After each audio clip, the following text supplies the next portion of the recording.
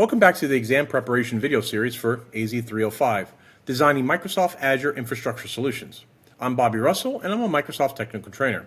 This is the second episode out of a total of 4 episodes in this series.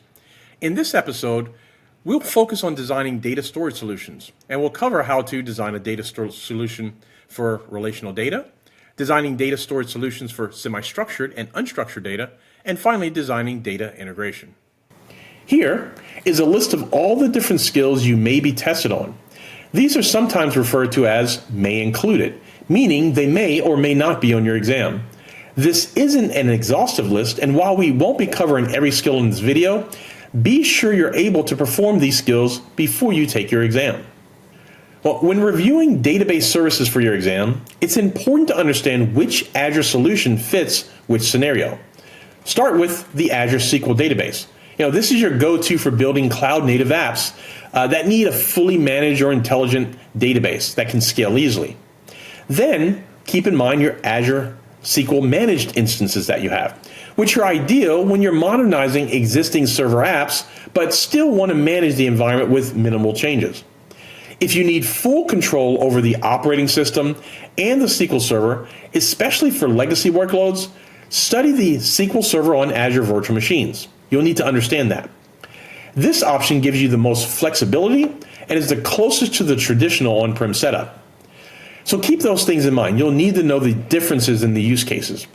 For open source databases, there are a few options like your Azure database for Postgres, which is great for high performance.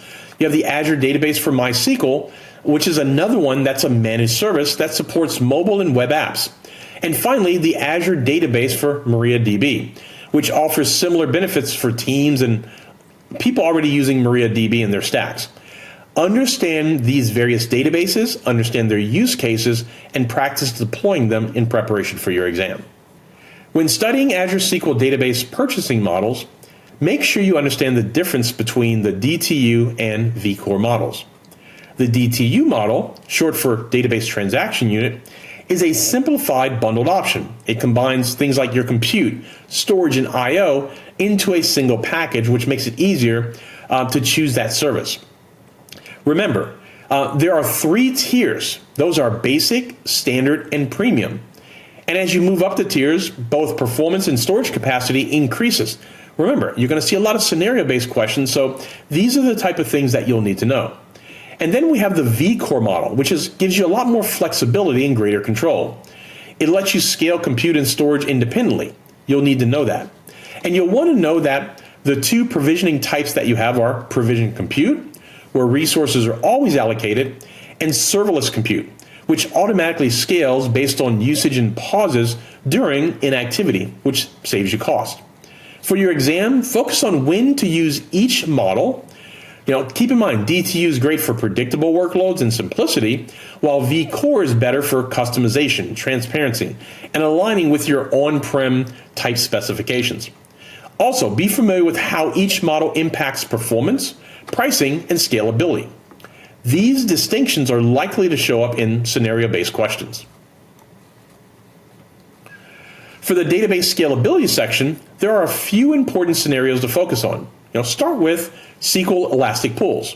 What are they? They're ideal when you're managing multiple SQL databases and you have unpredictable performance requirements within there. Next, study horizontal scaling, especially sharding. Keep in mind that this is the go-to solution when you need to distribute parts of your database across different regions, often for compliance or data residency type requirements that you have out there. Another key area to study is the database integration across multiple databases.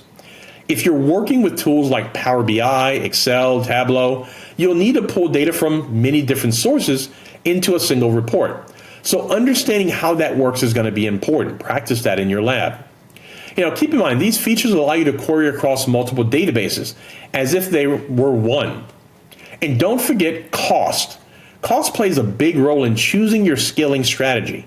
Be prepared to evaluate trade-offs between performance, complexity, and budget when looking at various scenarios within your test for these topics here.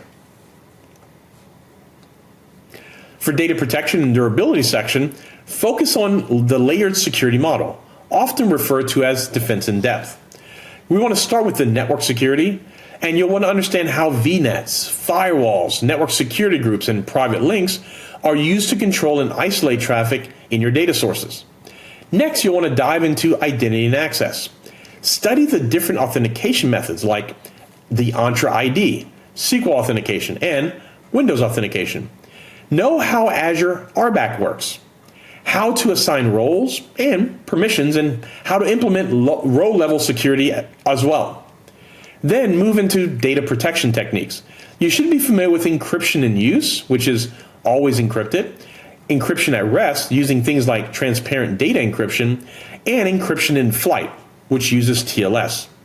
Also review how to use user-managed keys for more control over your encryption, and how dynamic data masking helps protect your sensitive data. And finally, you'll want to cover the security management tools. This includes security auditing within SQL, log analytics, vulnerability assessments, data classification, and Microsoft Defender for Cloud. These are going to be important. So understanding how these layers work together is going to be a savings for you on your exam in preparation. When studying for the section on storing semi-structured and unstructured data, it's important to know which Azure storage option fits which scenario. One of those options is the Azure Storage Blob service. This is your go-to for storing large amounts of unstructured data like images, videos, and backups. Keep in mind the accessibility types for this, which are things like HTTP and HTTPS. And you want to look at Azure Files. Know what this service does. It provides cloud-based file shares and understand how it's accessed using SMB or NFS. Then we have our Azure Disks, which are block-level storage used with virtual machines. Keep in mind that these act like physical disks, and they're normally allocated to your virtual machine workloads. And we also have the Azure Storage Queue service. It's designed for asynchronous communication, so understand the use cases for that. We also have Azure Table Storage, another key one you want to focus on. It's used for storing large volumes of semi-structured data in a format of like a NoSQL format. And finally, review the Azure Cosmos database.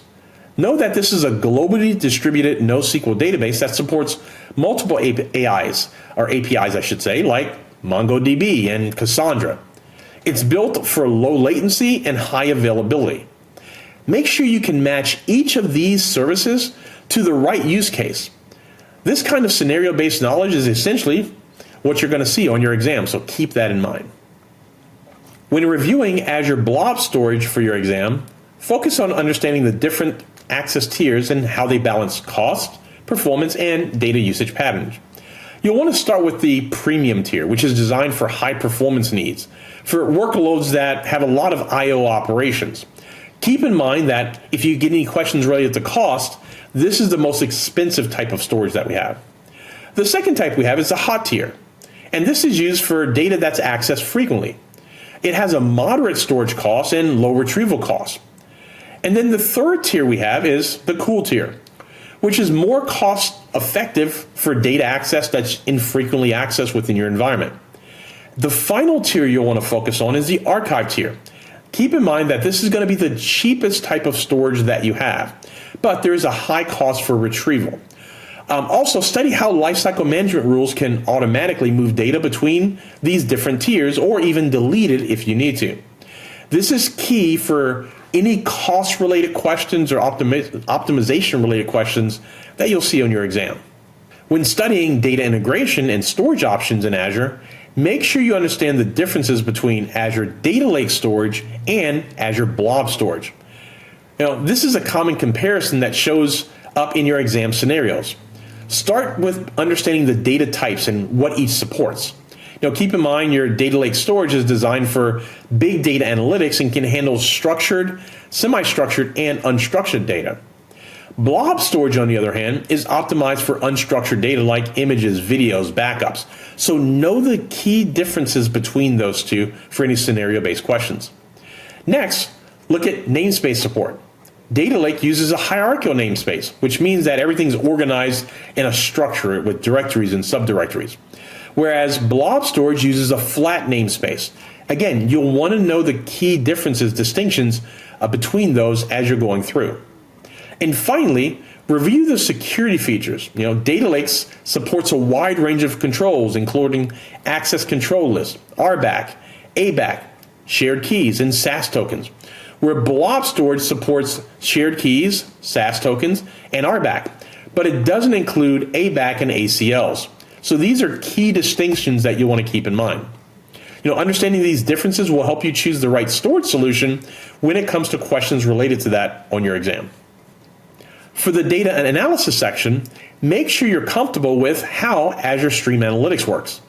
This service is all about real-time analytics, processing fast-moving data from multiple sources all at once. You'll want to study how it handles telemetry streams from IoT devices, which is one of the common uses for this. Also look into the weblog and clickstream analysis. This is where Stream Analytics helps track user behavior for websites in real time, so keep that in mind. Another thing that you want to look at is geospatial analytics, which is used especially for fleet management and autonomous vehicles. You should understand how it tracks location data and how it optimizes routes and detects anomalies. Then there's remote monitoring and predictive maintenance. Understand what that is and how that works.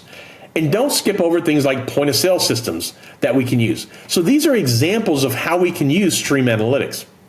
Finally, study the data flow, how data is ingested from sources like IoT hubs and social feeds, analyzed in real time using Stream Analytics, and then how it's delivered to dashboards like Power BI or to storage like, let's say, an Azure SQL database or some other automation tool like an Azure Function.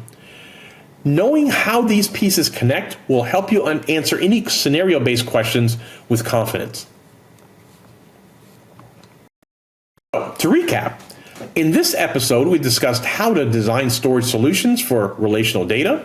We looked at designing data storage solutions for semi-structured and unstructured data, as well as designing data integration. Remember, this group takes about 20 to 25% of your exam, so keep that in mind when you're preparing. Thanks for watching episode 2 on designing data storage solutions.